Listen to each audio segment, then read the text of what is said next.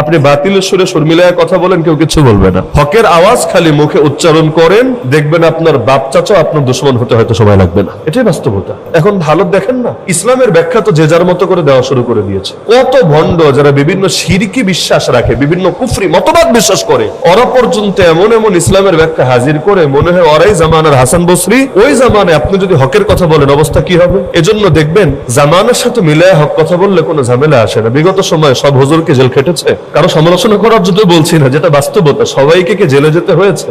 হয় নাই। কোন যুগে সবাইরে জেলে যেতে হয় না, কোন যুগে সবাইরে মাইর খেতে হয় না।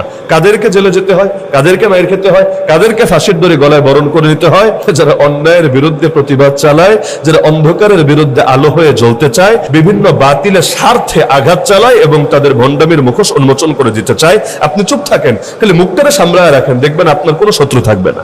আপনি চোরের বিরুদ্ধে কথা বইলেন না, সন্ত্রাসের বিরুদ্ধে বইলেন না, দুর্নীতিবাজের বিরুদ্ধে বইলেন না, চাঁদাবাজের বিরুদ্ধে বইলেন না, মাদক কারবারের বিরুদ্ধে বইলেন না, এরকম যত অন্যায় আছে কারো বিরুদ্ধে কথা বইলেন না, আপনার কোনো শত্রু থাকবে না। এজন্য বাংলায় বলে বোবা মানুষের শত্রু নাই। আমার নবী 40টা বছর তো ওদের মাঝে কাটালেন, কই কেউ তো মারলো না, কেউ তো তার বিরুদ্ধে দুশমনি করলো না। তো যেই মাত্র কুফরের বিরুদ্ধে আওয়াজ তুললেন, পত্তলোকতার বিরুদ্ধে প্রতিবাদ করলেন, শিরিক এবং তাগুতের বিরুদ্ধে, জাহেলিয়াতের বিরুদ্ধে অবস্থান নিলেন, একটা দিনের জন্য তারে শান্তিতে থাকতে দিল না। তার গা থেকে রক্ত ঝরালো, তারে নিয়ে 3 বছরের বেশি অবরুদ্ধ করে রাখলো, দেশ ছাড়তে বাধ্য করলো। তারপর 27টা যুদ্ধ তার বিরুদ্ধে পরিচালনা করলো, এমনকি তার দাঁত শহীদ করলো, তার আঙ্গুল থেকে রক্ত ঝরালো, তার আপন চাচার বুক চিরে কলিজা বের করে চিবিয়ে খেলো। এত জুলুম, তো এত কষ্ট কেন?